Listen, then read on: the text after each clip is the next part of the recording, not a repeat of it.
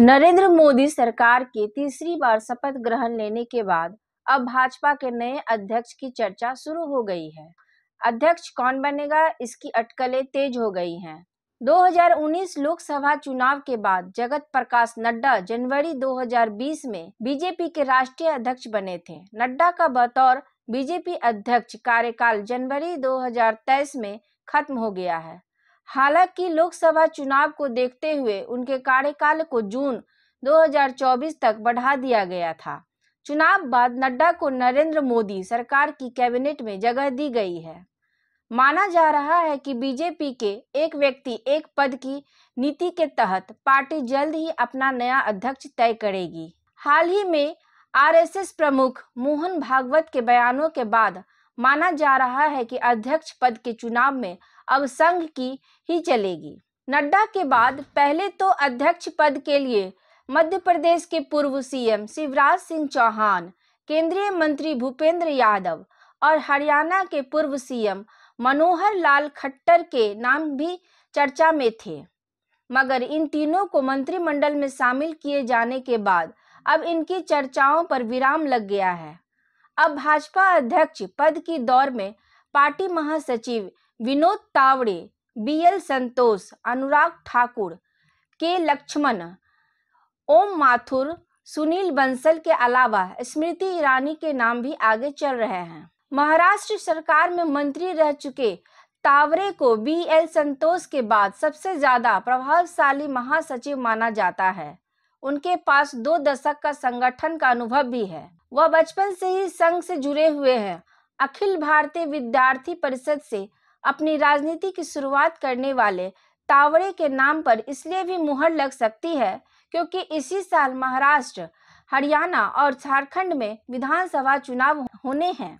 नड्डा के बाद भाजपा अध्यक्ष की इस रेस में बीजेपी ओबीसी मोर्चा चीफ के लक्ष्मण का नाम भी चर्चा में है।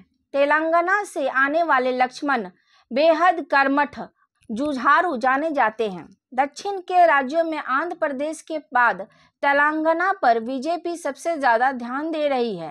बीजेपी अध्यक्ष की रेस में सुनील बंसल का नाम भी शामिल है, जो वर्तमान में महासचिव हैं।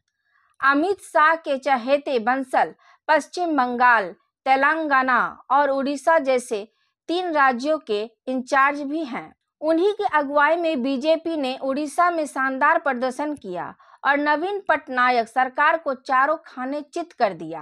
भाजपा के राष्ट्रीय महासचिव बीएल संतोष आरएसएस के बड़े प्रचारक भी रह चुके हैं।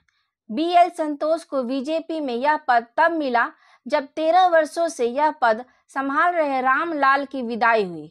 बीएल संतोष को पर्दे के पीछे रणनीति बनाने में माहिर माना जाता है। राजस्थान से राज्यसभा सदस्य और भैरव सिंह शेखावत के शिष्य ओम माथुर भी बीजेपी के राष्ट्रीय अध्यक्ष बनने की दौड़ में हैं।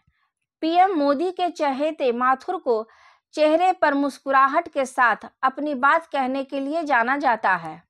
ओम माथुर आरएसएस के सक्रिय प्रचारक रहे हैं और पीएम मोदी के गृह राज्य गुजरात के प्रभारी भी रह चुके हैं। हिमाचल प्रदेश के हमीरपुर से सांसद अनुराग ठाकुर का नाम भी भाजपा अध्यक्ष पद के लिए चर्चा में है।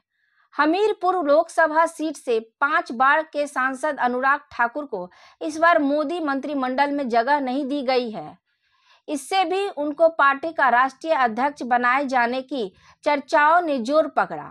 अनुराग ठाकुर यूथ बीजेपी के अध्यक्ष के रूप में काम कर चुके हैं। वह बीसीसीआई के संयुक्त सचिव भी रह चुके हैं। प्रधानमंत्री नरेंद्र मोदी अपनी कई सभाओं में महिला वोटर्स की वकालत करते आ रहे हैं।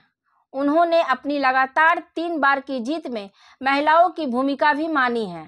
वहीं भाजपा के संगठन में भी महिला सदस्यों की संख्या बढ़ाने के लिए व्यापक संपर्क अभियान की योजना बनाने जा रही है।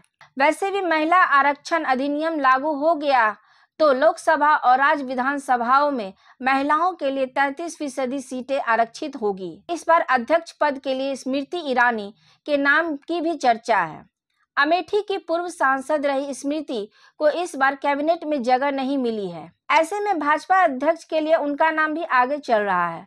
अगर ऐसा होता है तो वह भाजपा की पहली महिला अध्यक्ष बन सकती हैं। भाजपा अपने नए अध्यक्ष के चुनाव से पहले नए सदस्यता अभियान की शुरुआत करेगी और उसके बाद राज्यों में संगठन के चुनाव कराएगी। दरअसल तय नियमों के मुताबिक अध्यक्ष चुनने से पहले कम से कम 50% राज्यों में पार्टी के संगठन का चुनाव होना जरूरी है। ऐसी स्थिति में नड्डा का कार्यकाल या तो बढ़ेगा या फिर किसी नेता को फिलहाल कार्यकारी अध्यक्ष बनाया जा सकता है। भाजपा ने हाल ही में अपने संविधान में संशोधन कर पार्टी के शीर्ष निकाय संसदीय बोर्ड को आपातकालीन स्थिति में अध्यक्ष का कार्यकाल बढ़ाने सहित अन्य महत्वपूर्ण निर्णय लेने का अधिकार दिया है। भाजपा के संविधान के अनुसार राष्ट्रीय अध्यक्ष का चुनाव पार्टी के एक निर्वाचक मंडल की ओर से किया जाता है। निर्वाचक मंडल में राष्ट्रीय और राज्य परिषदों के सदस्य होते हैं। किसी राज्य के निर्वाचक मंडल के कोई भी 20 सदस्य किसी ऐसे व्यक्ति के लिए प्रस्ताव कर सकते हैं जो कम से कम 4 कार्यकाल तक सक्रिय सदस्य रह चुके हों, साथ ही इनकी सदस्यता भी कम से कम 15 साल हो चुकी हो। कोई भी संयुक्त प्रस्ताव कम से कम 5 राज्यों से आना चाहिए जहां राष्ट्रीय परिषद के लिए चुनाव पूरे हो चुके हो।